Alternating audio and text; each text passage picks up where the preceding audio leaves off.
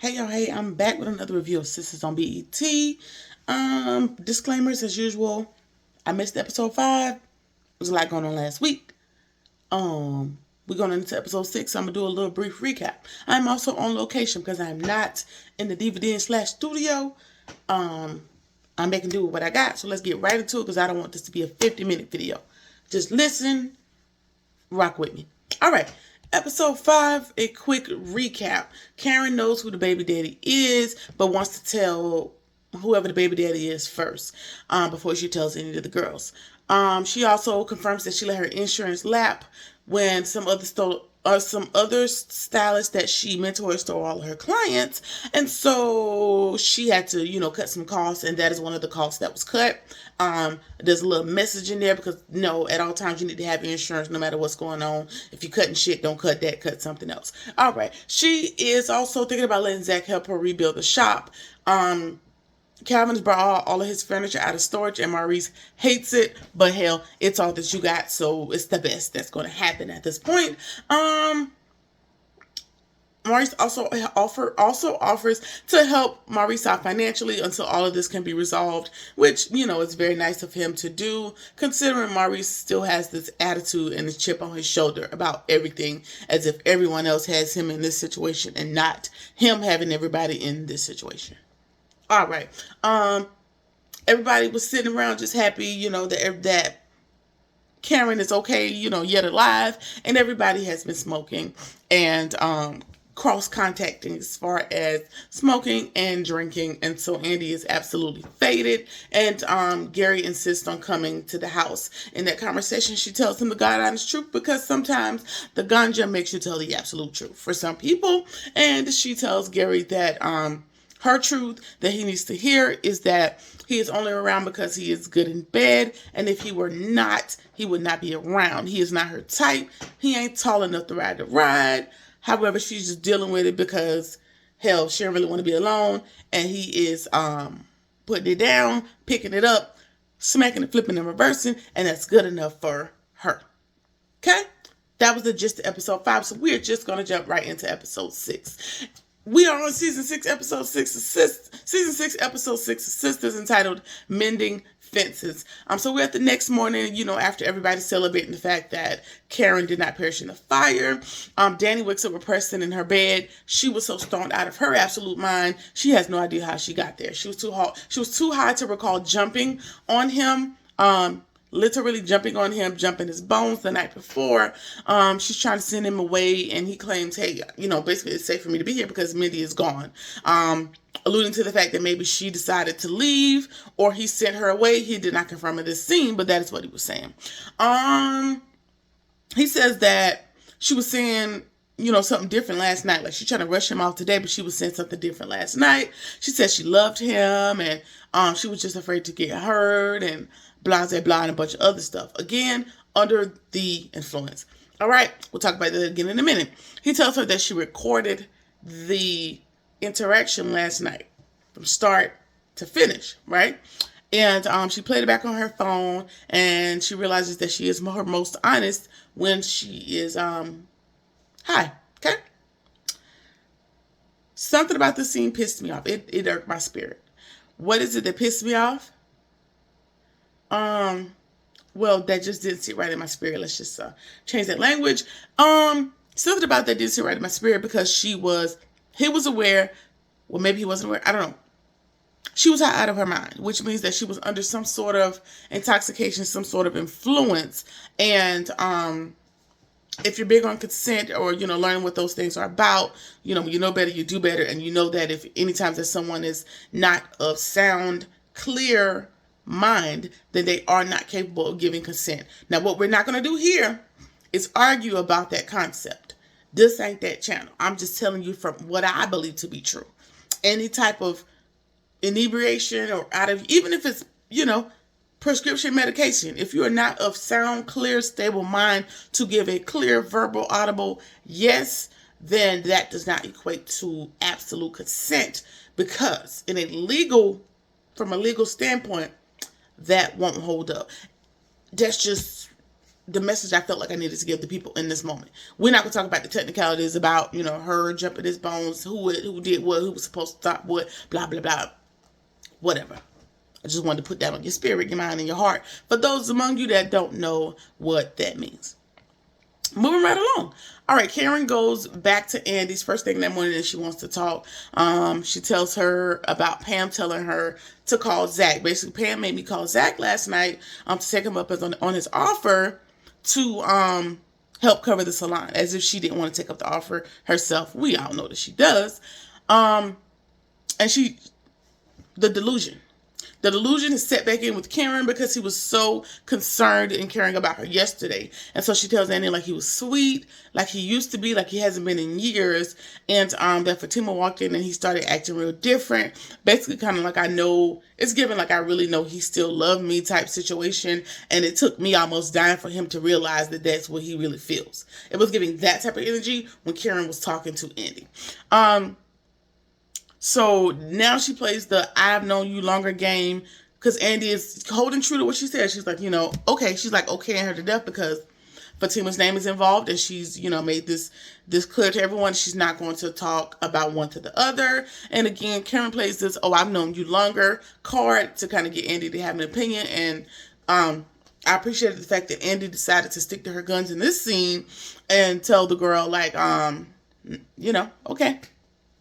That's what you believe, you know, basically short with the words and not want to say too much about Fatima because, again, she's set that boundary and she's not crossing it at this moment. And, yeah, and she was like, well, while you're here and we're talking about Zach.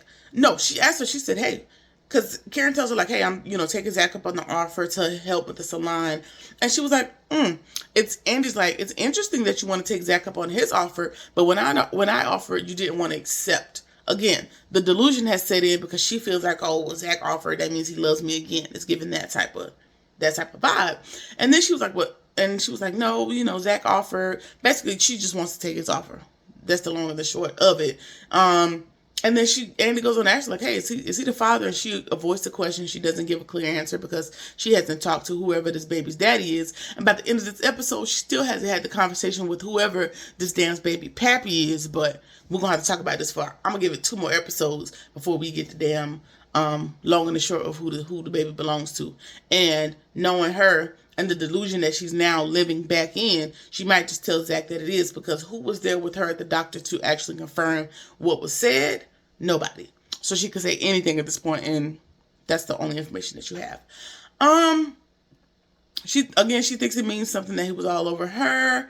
She tells Andy that the man she did confirm to Andy that the man that died in the fire was the homeless man, and that, you know, they're in the process of starting to find his family and get him put away, you know, with some dignity, you know, the proper way. All right. Andy tells Fatima that Gary came over last night and, you know, basically she said some harsh things to him. And she may not have said, things are a little foggy for her, so she may or may not have told him that he's only good for one thing. You only good for one damn thing in your life, and that's, you know, clapping these yams. And that's just all I really need you for. And he keep talking relationship, and she's like, boy, the fuck what? But, I mean, that's where she at with it. And I love that for her. I love that the fairy tale has washed away in her eyes. She can see outside of these little crystal colored lenses that she's looking in, and she sees the situation for exactly what it is and not what she would want it to be. All right. Karen tells her that, wait, Andy tells Karen, not Fatima. I don't know what I wrote in my notes. Anyway, Karen tells her that it's the truth. He can't be mad about something that is the truth, because of course his feelings were hurt and, you know, ego was crushed, and he storms out in a little tantrum or whatever. She tells Andy, like, you know, and I know that he needed to hear it that way. Why? Because she had been telling him on and off all this time, like, hey, I'm not sure about relationship. Maybe we shouldn't be in a relationship. And it was given like soft coddling, and she just kind of, you know, cut it and gave him an abrupt answer to where she stands. And that's what was needed, because her other approaches haven't, you know, fared reasonable thus far. It hadn't worked out. So that's just what it has to be. But Andy also says, like, yeah, it is what he needed to hear, but it's also what I needed to hear from myself to bring me to the realization, like, this is the long and the short of our interactions, and there is no happily ever after skipping into the sun as it relates to me and Gary. I'm kind of glad I did it, just summarizing what she says, and yeah, so maybe she is getting to the point where she's like pretty much sick of it, but with Andy, who knows? He might fuck around and buy her 20 dozens of roses and she's back on the BS, so who knows? All right. What I noticed at the end of the scene, Karen walks off and she was like, I know you're going to tell Fatima about our interaction. Basically, it was as if she went over there to gloat to Andy because she presumes to know that Andy is going to go run and tell Fatima this information. It's kind of like a gimme gotcha, you know what I mean? Like, I know Fatima don't like me, but let me rub it in her face that her man still loves me and he's going to help me rebuild my shop. And he probably really loved me because he kissed me on the cheek and came to see if I had really perished in a fire yesterday. So let's just rub it in. It was giving that type of vibe. But by the end of this episode, I feel like some things are going to shift the next episode because Zach's getting himself into a little conniption and he's going to have to sort some shit out as usual. All right, moving right along. Danny calls Sabrina to tell her that she's never smoking again and she for real this time. And Sabrina's like, Danny, you said it every damn day. And 2 hours later, you always back on that pen or whatever it is that you got going on. So I don't have time to deal with it. I'm headed to the lawyer's office. Bayou has set up a lawyer for me and Maurice. And I got to go and I'll holler at you later. So now she's going to go get Maurice and they have to go see this lawyer to see, what the status is and, the prognosis of what this case is going to look like. And so we'll get to that, before the end of the episode. Karen calls Zach as she's headed to the salon, but he's still in the bed. He's going to meet her there later, and she wants to know if Fatima will let him meet her. And he says, I'll be there. Basically, being a little bit messy, kind of like, do your girlfriend know you coming to see me? Again, type of messy vibe is what Karen is giving because, again, the delusion has set back in that she thinks that Zach is really back deeply and madly in love with her, when in fact, he was just weak in a moment of concern because he thought she was maggot food. Okay? All right. She also further confirms that she's back into her delusions because she offers to grab him breakfast on the way to the salon. She's like, okay, it's gonna take you a little longer to get there. Would you like for me to grab breakfast? I'll grab you one of your favorite breakfast sandwich that you liked when we were together. Back into the delusion, getting back set in those ways and those habits, which is kind of the time where Zach needs to come in and say, hey, you're putting a whole lot more on this thing than I would like for it to be on it. Like, basically, he needs to go ahead and set a boundary and say, hey, if I'm helping you, this is a business transaction. Or for two, I'm not going to help you at all because I said things in haste, in my emotional state, which is probably the better option of the two. I don't know. We'll see. Now, Andy also did offer to help her, so she may have to utilize Andy's help, but that may have also been premature because, remind you, a lot of her money is tied up because she put a bail for Sabrina. And they were just looking for bail for Maurice, of which Bayou put up. So a lot of her liquid capital is probably tied up in Sabrina's bail, or maybe not. Maybe that's just as much as he was willing to give on the situation. We'll see. I don't know if we'll see, but that's just my thoughts. All right. Hayden goes to Gary to talk, and they want to chop. I hate these two together with a passion. Just annoying, ass and assier. I hate the both of them. I know assier may not be a word. Is it a word? I don't know. Either way, I don't like neither one of them. They're sitting there talking. And he tells them that he has a big problem. He did something dumb as hell last night. Him and Miss Tamara the decoy, they went to Vegas. They were supposed to go to Miami, but at the last minute, she wanted to go to Vegas. Of course she did. She know the setup. She's a con woman by nature, by trade. So yeah, they get to Vegas. They get really, really, really, really drunk, really messed up, and they went to the Elvis Chapel and they got hitched. So that is what they did last night. And Gary is just so tickled, at the fact that Hayden has gotten himself in this situation. Gary tells him, like, hey, just go get it annulled. That's a simple thing that you can do within 30 days. Just go get the marriage annulled and just move on with your life. You don't have to break up with the girl or whatever. Just tell her that you made a decision in haste and let's just take a step back. And he is not sure that he wants to. Like, he is double dutching this thing. Like, he don't know if he want to annul it or not. He does like her, but he don't know her that well. Like, it's just a bunch of confusion. He would, but he actually likes her, and he's unsure if he really wants to go through with the annulment. But then he goes on to tell Gary that, hey, I don't really know her that well, so that is one of the reasons why I would do it if I did get it annulled, even though Gary's like, but I thought you vetted her. Like, I thought you utilized your resources to see if she was legit. And he's like, no, I vetted her in my own way, which means he didn't vet the damn girl at all. I'm sure, because it's Hayden and he's stupid and he don't think things through. He just acts off of emotion. And so, then there's that. Gary offers to look her up because Gary has a lot of contacts. For as narcissistic and crazy as Gary is, he has forged some good relationships. He was able to call, was it a judge or somebody? He called some great city officials to get information about the fire. And I'm assuming he's going to use, similar high-level resources to figure out exactly who Tamara, the decoy is, and get that information back to Hayden, which is probably going to foil the plan that Fatima has in place. Now, maybe he won't tie it back to Fatima. I mean, maybe he would, because why else would Tamara be there if somebody didn't send him? And if anybody had a reason to send her, it would be Fatima. So I don't know. He might be able to put two and two together, but can you prove it? You're a lawyer. You know that the burden of proof is on the state, the accuser. I don't know. I didn't finish the class when I took it. So who knows? Anyway, yeah, and so they're exchanging, and then Gary tells Hayden what Andy said last night. And Hayden is dumb. Hayden is just dumb, because he goes on to tell Gary, oh, it's not about, you being good in bed and her really not liking you as a person. The problem is she wants her money.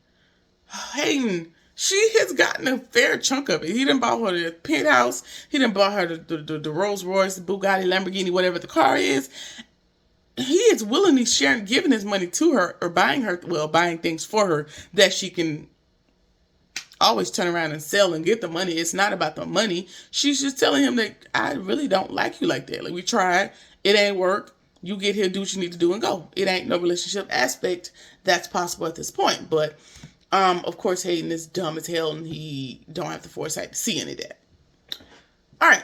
Sabrina gets to Maurice's, and he's still in bed. He is being melodramatic, and he is not getting dressed, and he is just sashaying around the apartment in his blue silk muumuu, because woe is me. He is depressiones, and depressed. I know, I just like depressiones. Okay, he's very depressed, and he doesn't want to go to the lawyer because he thinks that homophobic Bayou at this point set it up, and he may be biased as far as the lawyer's concerned. He feels like Bayou is going to go to bat for Sabrina, but he's willing to lock Maurice up and throw away the key just based on who he decides to sleep with that night, which is no one's actual business, in my opinion. All right, so he thinks he needs to hire his own lawyer, and Calvin gives him with what money, Lewis? With what car, Lewis? Please, if you know the quote, drop it in the comments where that came from. Just hashtag person's name that said it. Anyway, he hits him with what money, Lewis? And he's like, oh, okay, you're right. And so Sabrina throws her hands up and she heads to the lawyer, and Calvin somehow now is able to get through to him, and he's going to take him to the lawyer to see. He's like, just go hear him out, and if he turns out to be, not on your side, or, not willing to hear you out, then we'll go from there. But just give it a chance, because this may be one of you guys' few opportunities to be heard out. So let's just see what happens. So, of course, that's going to happen in a second. All right. Andy knows that something's wrong with Fatima, but she ain't with it today. She's not here to say what's really going on, because what she needs to do is she needs to tame her inner beast. When she gets upset, there is an inner homicidal maniac that slips to the surface that she needs to subdue before attempting to talk to Zach about how she feels about yesterday's incident.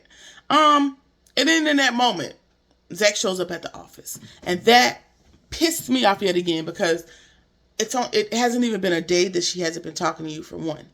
For two, you are invading her workspace with your personal issues. For three, If she is not prepared to talk to you because she knows if she talks to you at this moment, she is not going to say what she needs to say with care and concern and compassion, and she needs a minute to, tame the inner beast and say what she needs to say in a respectful and a conducive manner while you basically damn near forcing her to speak now, it's above my head.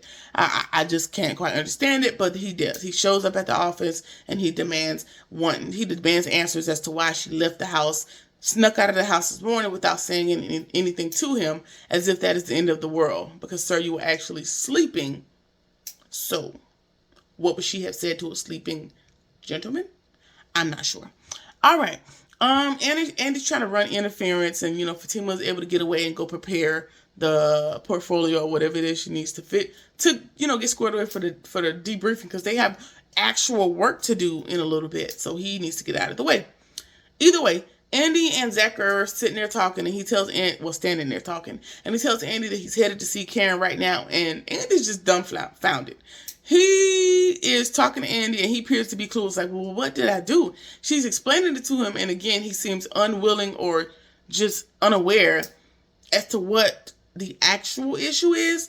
And again, he tells Andy, like, I'm headed to Karen's shop now, and I wanted to tell Fatima, can you just tell her for me? And Andy's like, I ain't getting into that, because obviously you still don't realize, like, you left her standing there. You ran out of here. And he's like, well, everybody ran out of here. He's like, yeah, but you left your significant other standing there as if she does not exist. You rush off to the scene of a crime of your ex-love of your life and potential baby mama. And you're the most emotional out of everybody here. Out of everybody, and you still do not acknowledge that Fatima is there. So all day being worried about Karen, Fatima is not a thought, a second thought, third, fourth. She ain't a thought at all the entire time until you come down off of what you feel for Karen. And that, my friend, is the issue. Again, initially, I felt like, okay, everybody's in the motions. They've known each other for 3 years, all that good stuff. But then when he goes on to offer to help, rebuild the shop, it's like, okay, there's a thin line between concern and back in love, and you teetering right there on that line. You right on the wrong side of the fence, my friend. But I'm sure they'll hash it out at some point. All right. Fatima is talking to Andy, and she realizes that it's over, blah, blah, or maybe over, and she realizes that he does speak about Karen now with love in his voice, and she thinks he is in love just based on his tone of voice and how he talks to Karen on the phone, and she realizes that, again, it may be over, and gives her engagement ring to Andy for safekeeping. All right, Sabrina goes to the lawyer. Sabrina, and then Maurice shows up seconds later, and he's already looked over the case. And of course, Maurice is being as inappropriate, as dramatic as earthly possible. He in there cursing. He just got his cleavage out. He just don't give a damn anymore. And for me, this is the most hope you've had since this case has started. So this ain't the right time to not be giving a damn. But he does not in this moment. Anyway, the attorney goes over to tell him that the case is not very strong against them. Q has a long record, and he's not really a reliable witness, but that's not the biggest hurdle. He plays the voice recording of Maurice, admitting to the crime, but it was in jest. Like, it was like sarcastic, like, yeah, sure. Me and Sabrina set you and your little dumbass friend up to rob the bank. Like, it was giving jest. You can tell by his tone of voice. And keep in mind, the intent is what? 3/4 of the law, or whatever the people taught in school. And so the intention wasn't in his voice. And so, it might be possible to get the case thrown out. The only thing is that the DA, she just really has like a thorn in her side. It's like she wants this case to go through to the end at all costs for whatever the reason is. Now, we said she, but in earlier episodes, we know that was a he, because that's the same guy that was trying to bribe Maurice to snitch on. Okay, maybe not. Maybe that was just the prosecutor that was trying to get Maurice to snitch on Sabrina, but whatever. And then the lawyer tells him, like, yeah, you were saying it in jest, but what you have to realize is that 12 of your peers may not have the same sense of humor. I mean, I'm sitting here listening to it, and I don't think it was a joke. So your interpretation of what you said and a jury of people that don't know you, that have their own inherent biases or, thoughts and feelings may not interpret this recording the same as you. So that is something we have to worry about. So he's going to move to have the case dismissed, which is a possibility. That's the best case scenario. And so Sabrina asked him, like, hey, well, what is the worst case scenario? And the worst case scenario is they get 15 years each. That's the absolute worst. But he said, you guys have pretty good records. Case is not very strong. The witness is not very reliable. So it's possible. But I just, basically I want to give you the absolute worst that it could be, just so you can prepare your hearts, your minds, and your souls for what could actually happen. All right. So, now they have to deal with that information and take that all in to see, wallow in what that looks like, what that may look like for each of them. All right. So we are at the shop, and Aaron has already beat Pam Anchor to the shop. He's been inside cleaning, even though the fire marshal told him not to take his ass in there, which you're stupid, because why would you take your ass into a previously burnt building to clean? You don't know what has been burnt structurally, what could potentially fall, what embers might still be going up under things. Like, if somebody tells you not to go into a previously burnt building, it is for an actual legitimate reason. But whatever, it's Aaron, and he's giving a little bit, delusional at this point as well. So who knows? Karen goes on to ask him, hey, how bad is the damage? And he was like, actually, it's really not that bad. And she was like, listen, and he tells her, you should be careful because there's fumes in there and, smoke and all this other stuff. And with you being pregnant, we don't want you in there, but I'll let you in the side door to show you, what it looks like, but you're removed from being in the actual whatever's going on in there. In that moment, Zach rolls up on the scene with the gangster lean. And that is, of course, why Karen didn't want Aaron there. She was trying to get rid of him because she knew that Zach was on the way. Karen and Zach are outside talking, and she's, happy to see him. And she gives him the softest, most intimate, most familiar kiss on the cheek that I've ever did see on this show. And you hear a car pulling up in the background and a door slam. And who is it, guys? Who showed up? Who showed up on the scene with the gangster lean? Not only Zach, but who showed up immediately after? You got it, Fatima. Fatima shows up at the moment that she decides to kiss him on the cheek. So, of course, this looks bad and there's going to be problems. However, Fatima does look defeated. She doesn't look like she has much fight. So I doubt that she's going to try to fight anybody. And, if it were me, I'd just get back in my car, put that in reverse. Put it in reverse, Terry. Ooh, drop in the comments if y'all know what that is. Put it in reverse, Terry, and get up out of Dodge. Because this is the second day in a row that you're just so emotionally associated with this person in my face, in front of my kids. So, what's wrong with you? Anyway, that was season 6, episode 6. On the next episode, Tamara the decoy is kind of rubbing it in Fatima's face that she got married to Hayden.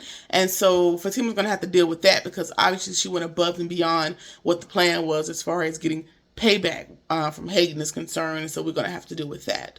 A lot to dig through, but we'll just keep going along with the episode. What do y'all think about the episode? Let me know down in the comments. Like, comment, share, subscribe, or whatever it is that you feel like doing. And I'll see you in the next one. Peace.